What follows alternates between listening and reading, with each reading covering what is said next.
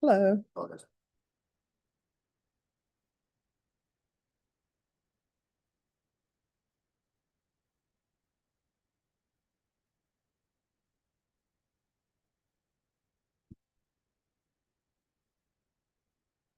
All right, so where are we on discovery?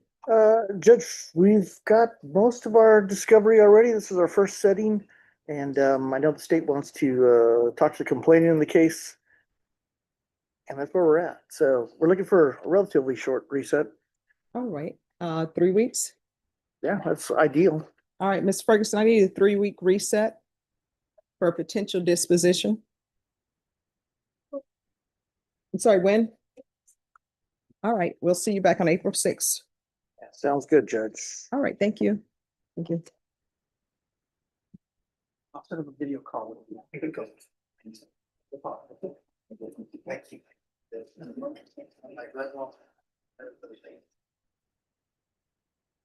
Kenneth Mendes.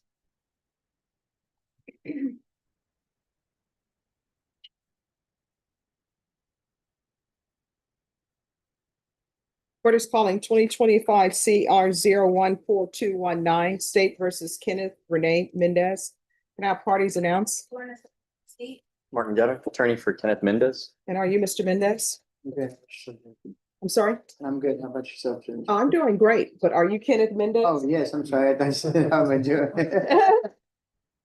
Well, I'm glad you're doing great. Probation, this is an application. Counsel, you received all discovery. Did you review it with your client? Yes, Your Honor. Court will find that the state is in compliance with discovery. Mr. Mendes, did you review the application for deferred adjudication or community supervision with your attorney? Did you understand it and sign it? Yes, ma'am. Did you review the true bill of indictment with your attorney? Did you understand it? Yes, ma'am. Counsel, do you waive the reading of the indictment? Yes, Your Honor. State, are you proceeding on the indictment as presented? Mr. Mendes, did you review the court admonishments with your attorney? Did you understand it and sign it in all the appropriate places? Yes, ma'am. You're charged with possession of a controlled substance, penalty group 1 to 4 grams. That's a 3rd-degree felony. Range of punishment is anywhere from 2 to 10 years in the prison and up to a $10,000 fine. If you have a plea with the state, the court does not have to follow your plea. If for any reason the court does not follow your plea and gives you more than you bargained for, the fact that you entered a plea will not be used against you, and you will be allowed to withdraw your plea. You have a right to jury trial, a right for you or your attorney to cross-examine and confront any witnesses. The state will call in the right to remain silent. By entering this plea, you're giving up those rights. Did you intend to give up those rights and enter into a plea in this case? Yes, ma'am. Did you understand that the court would grant your application for deferred adjudication if for any reason your deferred adjudication were revoked? The court could find you guilty and sentence you up to 10 years in the prison and up to $10,000 fine. Yes, ma'am. Counsel, has your client been able to provide you with any defenses? Yes, Your Honor. Do you believe he has a rational as well as a factual understanding of the charges against him? Yes, Your Honor. Do you believe he's currently competent and was legally sane at the time of the offense? I believe so, Your Honor. Mr. Mendes, has anyone threatened you, coerced you, or placed you in fear to get you to enter this plea? No, ma'am. Anyone promised you anything other than the plea? No, ma'am. Are you satisfied with the way you've been represented? Yes, ma'am. If you're not a U.S. citizen, by entering this plea, you will be deported, denied at naturalization and reentry. Did you understand? Yes, ma'am. Court will find that defendant has knowingly and voluntarily waived his right to jury trial.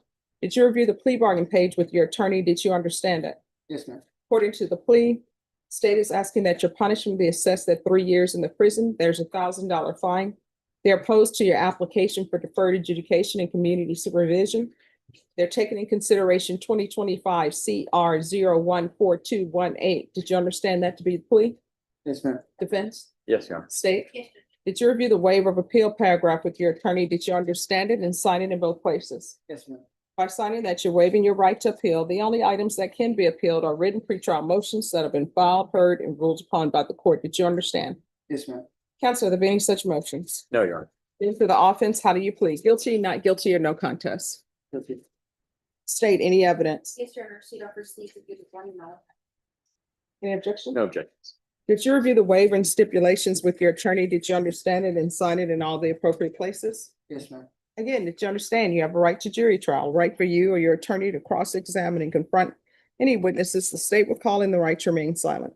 Yes, ma'am. Did you understand that today the state will be presenting evidence in the form of witnesses' statements and police reports? But most importantly, there will be no live testimony. Did you understand? Yes, ma'am.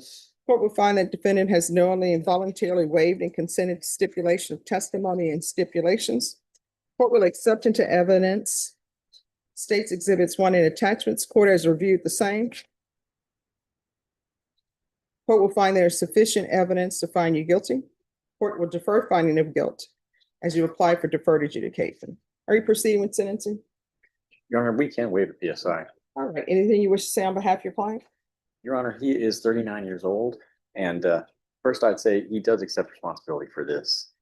This is not a situation where he's been trying to hide behind any excuses. He knows he made some bad choices, and his exact words to me were, he's never really, well, if you look at his criminal history, he's never asked for probation. There was some questions about one particular case, a forgery case back in 2012.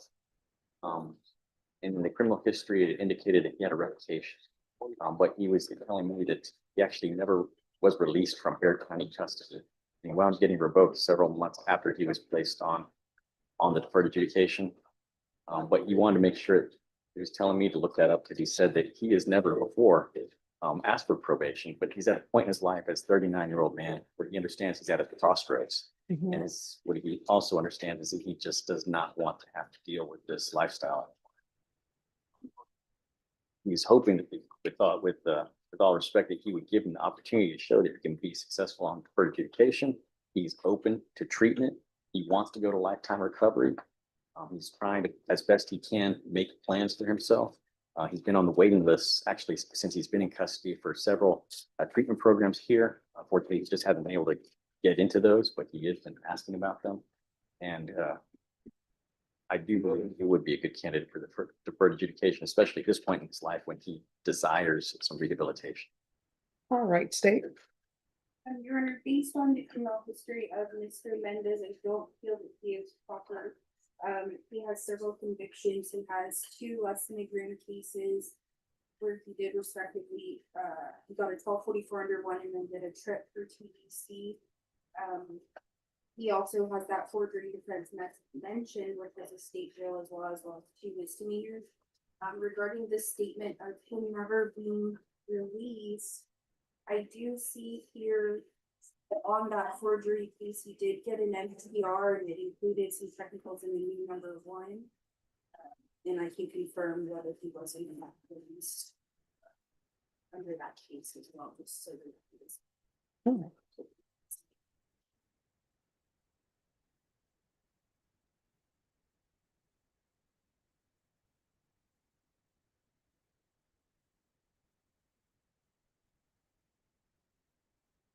Regarding that case, they do show that he was released on 9/11.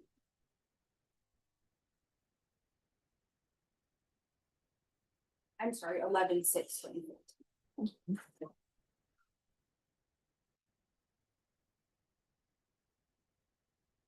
All right, when's the last time you had employment? Was a Walmart. I don't recall what year. It might have been that year that I picked up that felony, the state jail. Okay. And when did you start using? How old were you? I had been I started off with marijuana at a young age. No. When? When? WHEN, when did you start using? The methamphetamine. No, any drug. What's the first time you remember using drugs? How old were you? I was 17. All right. And then the meth and everything else, when did you start using that? And that came later on in life, around my mid to late 20s. All right. And who is Miss Rankin to you? She's my girlfriend. And is she using too? No, ma'am, she's not. She's my inspiration to stop using. She at one point was suicidal, jumped off the bridge, and ever since then she had changed her life around, and she's not using. I mean, as long as I've been locked up, she's been telling me that she's not using, and I believe her. But here's the thing, we don't know that. I don't know that. You don't know that. Yes, ma'am. All right, so what I'm gonna do for now, well, I'm gonna give you a choice, first of all. Okay. One, I'll find you guilty and I'll place you on probation. Or two, I'll find you guilty and send you to prison. Those are your two choices.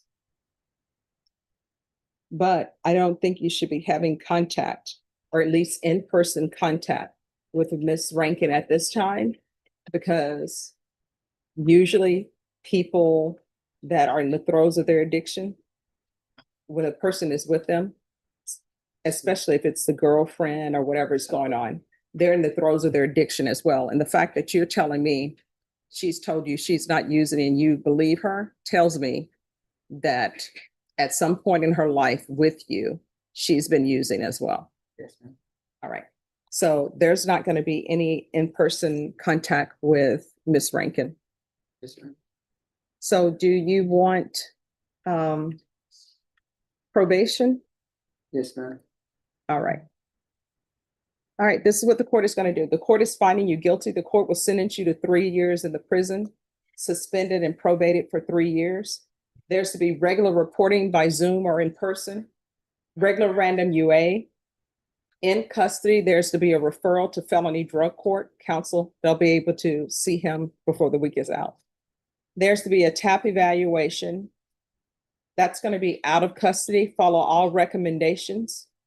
There's to be no residing in households with minors, no unsupervised contact with minors, proof of employment within 45 days of release. There's to be no employment as a home healthcare provider with minors. Field visits 1 time per month until further notice. Take in consideration 2025 CR 014218. There's to be 200 hours of community service restitution. I'm going to require weekly sober support meetings. And there's to be an hour deducted for every sober support meeting completed from his community service hours. Probation, is there anything else? No. Is there anything else you need from the court to be successful? All right, did you review the document entitled Trial Court Certification of Defendant's Rights to Appeal with your attorney? Did you understand it and sign it? Yes, ma'am. All right, because this is plea bargain agreement, because I followed your plea bargain agreement, and because you waive your right to appeal, you do not have the court's permission to appeal. Because this is a felony conviction, you're not allowed to own or possess any weapons or ammunition. If you have a question over what that is, you'll need to speak to an attorney. Do you understand? Yes, ma'am. We can go off the record. Here's the thing. I'm not going to be here if you come back on a motion to revoke. You need to realize that you're looking at 3 years in the prison if you come back on a motion to revoke. You understand? Yes, ma'am. Make sure you stay in contact with probation. Will, ma'am. All right. I have been accused of being too lenient by some. So I'm telling you, I'm not going to be here. So make sure you follow through. You understand? Yes, ma'am. All right. Thank you. Thank you so much. Just one thing, Your Honor, field visits, at least initially, his residence is going to be paid for home. Okay. Well, if he's in felony drug court, they'll take care of that. And if you're honest with felony drug court, they will let you be in that program and they'll help you with employment. What we witnessed in this courtroom wasn't just a routine docket. It was a front row seat to the machinery of justice in motion. From the Zavala reset as both sides gathered discovery ahead of a potential disposition, to the full sentencing hearing of Kenneth Mendes, this session captured the full spectrum of how the courts balance process, accountability, and human complexity. At the center of it all, Kenneth Mendes, a 39-year-old man facing a third-degree felony charge of possession of a controlled substance, 1 to 4 grams, carrying up to 10 years in prison. His attorney made the case for deferred adjudication, pointing to a man who had hit a crossroads, who acknowledged his bad choices, who had been on treatment waiting list from behind bars, and who cited his girlfriend's sobriety journey as his inspiration to change. But the judge wasn't moved by the plea for leniency, at least not entirely. Reviewing his criminal history, the court made clear that probation was a privilege earned, not a given. And yet, rather than sending him to prison outright, the judge gave Mendes a choice. and Mendes chose probation. The sentence, 3 years in prison, suspended and probated, with conditions, strict ones, drug court referral, random urinalysis, community service, no contact with minors, no unsupervised visits with his girlfriend, and a judge's parting words that carried the full weight of the bench. I won't be here when you come back on a motion to revoke. Make sure you follow through. That's not mercy without teeth. That's a last chance with a deadline. If you found this case as eye-opening as we did, hit that like button, drop your thoughts in the comments, and subscribe for more real courtroom breakdowns, because justice never gets old.